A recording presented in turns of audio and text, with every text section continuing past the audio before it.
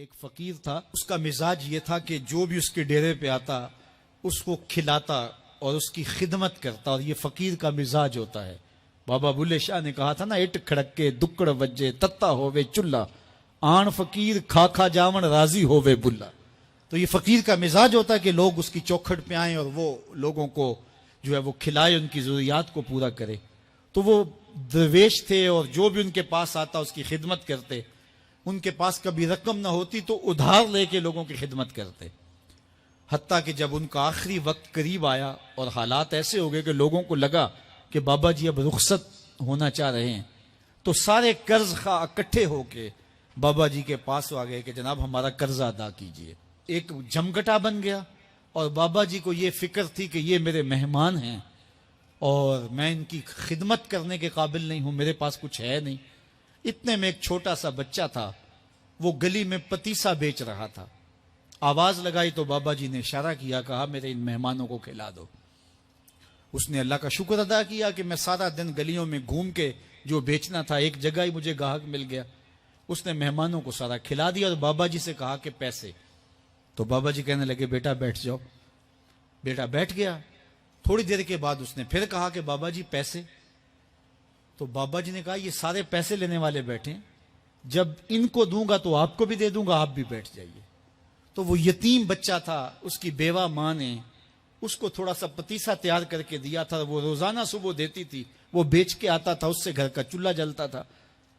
تو اس نے جب دوسری مرتبہ کہا کہ بابا جی پیسے، تو بابا جی نے کہا بیٹھ جاؤ، جب ان کو ملیں گے بیٹے آپ کو بھی دے دیں گے۔ تو اس بچے نے رونا شروع کر دیا کہ میرے گھر کا تو چولہا انہی سے جلتا ہے اور میری ماں میرا انتظار کر رہی ہوگی۔ اللہ اکبر، بچے نے رونا شروع کر دیا۔ اللہ کی رحمت کو جوش آ گیا۔ کوئی شخص بابا جی کے لیے نذرانہ لے کے آ گیا، وہ تھیلیاں پیش کی، بابا جی نے بچے کو دیا، جتنے بھی قرض خواہ تھے سب کو دیا اور شکریہ ادا کیا، کہا جاؤ۔ وہ سارے قرض خواہ بولے ہم صبح کے بیٹھے ہوئے تھے، یہ نذرانے والا پہلے کیوں نہیں آیا؟ کہا پہلے تم میں کوئی رونے والا نہیں تھا، ایک رونے والا آیا، سب کا کام بن گیا۔ کسی ایک کے آنسو، اجتماعی دعا کا، اجتماعی توبہ کا یہی فائدہ ہوتا ہے کہ کسی ایک کا کام بن جائے۔ یہ تجارت میں اصول ہے کہ جب کوئی کسی کو آپ سودا دے نا تو اس میں کوئی خراب چیزیں چلی جائیں تو یا تو وہ سارا قبول کرے یا سارا رد کر دے۔ تو اللہ جب قبول کرتا ہے اجتماعی طور پہ، پھر ساروں کو قبول کر لیتا ہے۔ تو اس لیے آج کی بابرکت شب نور میں میری مائیں، بہنیں، بیٹیاں بھی تشریف فرما ہیں، بچے بوڑھے جوان بھی تشریف فرما ہیں۔ تو کسی ایک کے آنسو اللہ کو قبول ہو گئے، کسی ایک کی زبان سے نکلا ہوا جملہ اس کی بارگاہ میں قبول ہو گیا، تو میرے جیسے گناہگاروں کا بھی کام بن جائے گا۔ پھر اور زیادہ مضمون کی اہمیت ہو جاتی ہے کہ یہ کوئی اہم مضمون تھا جس سے قبل قسم کی جا رہی ہے۔ اب یہاں جو ارشاد فرمایا جانے لگا ہے اس سے قبل میرے رب نے رب ہو کے قسم کی ہے۔ میرا مالک تو یوں بھی کہہ دیتا تو کافی تھا، لیکن مضمون اتنا اہم ہے کہ اس کو بیان کرنے سے قبل میرے رب نے قسم کی، اور پھر قسم بھی ایک نہیں کی، 5 قسمیں کی۔ والعادیات ضبحا، قسم ہے ان گھوڑوں کی جب وہ تیز دوڑیں تو ان کے سینوں سے آواز نکلتی ہے۔ راہ حق میں جہاد کے لیے جب گھوڑے دوڑتے ہیں تو ان کے سینوں سے نکلنے والی آواز اللہ کو کتنی محبوب ہے کہ ان گھوڑوں کی قسم کی۔ فالموریات قدحا، اور وہی گھوڑے جب برق رفتاری سے دوڑتے ہیں اور پتھریلی زمین میں جب ان کا گزر ہوتا ہے تو ان کے پاؤں سے لگی ہوئی کھریوں کے ٹکرانے سے پتھروں سے جو شرارے نکلتے ہیں، اللہ فرماتا ہے کہ میں ان گھوڑوں کی قسمیں کرتا ہوں کہ جن کے پاؤں سے لگی ہوئی کھریوں کے ٹکرانے سے پتھروں سے شرارے نکلے۔ پھر ارشاد فرمایا فالمغیرات صبحا، اور وہ گھوڑے صبح کے وقت جب حملہ آور ہوتے ہیں اور دشمن کے لشکروں کو تخت و تاراج کرتے ہیں تو ان حملہ آور ہونے والے گھوڑوں کی قسم فَأَثَرْنَ بِهِ نَقْعًا، اور جب وہ حملہ آور ہوتے ہیں تو ان کی سموں سے گرد اڑتی ہے، تو اللہ فرماتا ہے وہ گرد اڑانے والے گھوڑوں کی قسم۔ پھر ارشاد فرمایا فَوَسَطْنَ بِهِ جَمْعًا، اور وہ بہادر اور دلیر گھوڑے اپنے سوار کو لے کر کے جب دشمن کے قلب میں گھس جاتے ہیں اور جتھوں پر حملہ آور ہوتے ہیں تو مجھے گھوڑوں کی یہ ادا بھی اچھی لگتی ہے، تو مجھے ان گھوڑوں کی قسم۔ تو 5 قسمیں کی قسم ہے ان گھوڑوں کی جو دوڑتے ہیں تو ان کے سینوں سے آواز نکلتی ہے، قسم ہے ان گھوڑوں کی کہ جب وہ پتھریلی زمین سے گزریں تو ان کے پاؤں سے لگی ہوئی کھریوں کے ٹکرانے سے پتھروں سے جو شرارے نکلیں، قسم ہے مجھے ان گھوڑوں کی جو لشکروں کو تاخت و تاراج کریں، قسم ہے ان گھوڑوں کی جب وہ حملہ آور ہوں تو گرد اڑے، اور قسم ہے ان گھوڑوں کی جو لشکروں کے کلیجے چیر دیں اور آگے بڑھ جائیں اور دشمنوں کے جتھوں پہ حملہ آور ہوں۔ تو ان 5 قسم کے گھوڑوں کی میرے رب نے قسم کی ہے۔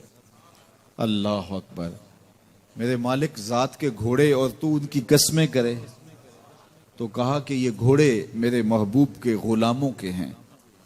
اللہ اکبر، محبوب کے غلاموں کے گھوڑوں کے پاؤں سے لگی ہوئی کھریوں کے ٹکرانے سے پتھروں سے جو شرارے نکلے رب کو وہ بھی پسند ہیں۔ ذرا غور تو کیجئے، تو ذات کے گھوڑے بھی ہوں لیکن نسبت محبوب سے ہو تو وہ گھوڑے بھی اچھے لگتے ہیں۔ اچھا ذرا آگے آ جائیے، ذات کا کتا ہے لیکن ولیوں کے سنگ جڑ گیا، اللہ نے اس کتے کا ذکر قرآن میں کیا بلکہ اس کے بیٹھنے کے سٹائل کو بیان کیا۔ وَكَلْبُهُمْ بَاسِطٌ ذِرَاعَيْهِ بِالْوَسِيدِ، ان کا کتا غار کے دھانے پہ اپنے بازوؤں کو پھیلا کے بیٹھا ہے۔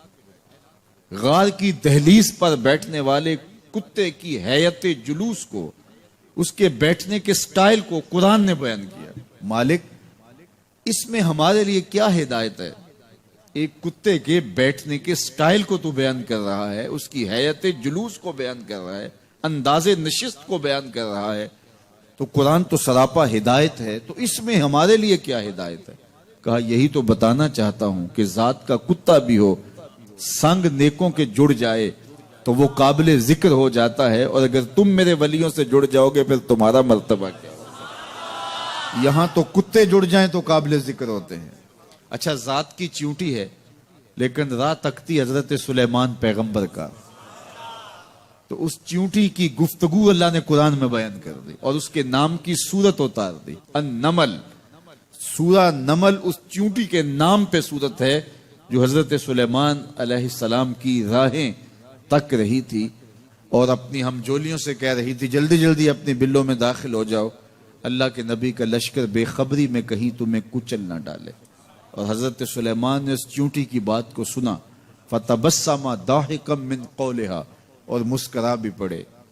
تو چیونٹی بھی ہو، گھوڑے بھی ہوں، کتے بھی ہوں، لیکن جب اچھے لوگوں کے سنگ جڑ جائیں، نسبت بلند ہو جائے تو وہ قابل ذکر ہو جاتے ہیں۔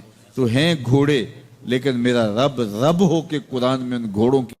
باپ اپنے بیٹے کو کوئی بات کہے تو سعادت مند بیٹے کو غور سے وہ بات سننی چاہیے۔ استاد یا شیخ اپنے شاگرد کو کوئی بات کہے تو اسے غور سے اس بات کو سماعت کرنا چاہیے، چونکہ کہنے والا اس کا بزرگ ہے۔ لیکن وہ بزرگ، وہ شیخ، وہ استاد اگر ساتھ قسم بھی کرے تو پھر اور زیادہ مضمون کی اہمیت ہو جاتی ہے کہ یہ کوئی اہم مضمون تھا جس سے قبل قسم کی جا رہی ہے۔ اب یہاں جو ارشاد فرمایا جانے لگا ہے اس سے قبل میرے رب نے رب ہو کے قسم کی ہے۔ میرا مالک تو یوں بھی کہہ دیتا تو کافی تھا، لیکن مضمون اتنا اہم ہے کہ اس کو بیان کرنے سے قبل میرے رب نے قسم کی، اور پھر قسم بھی ایک نہیں کی، 5 قسمیں کی۔ والعادیات ضبحا، قسم ہے ان گھوڑوں کی جب وہ تیز دوڑیں تو ان کے سینوں سے